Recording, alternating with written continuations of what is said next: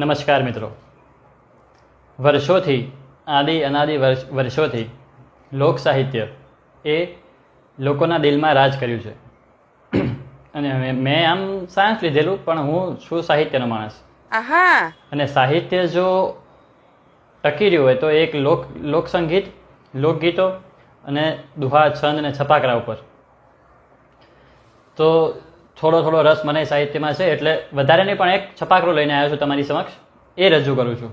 જો તમને એનો મતલબ ખબર હોય તો જરૂરથી કમેન્ટ કરજો અને તમારા બીજા સાહિત્યપ્રેમી મિત્રોને પણ આ વિડીયો શેર કરજો.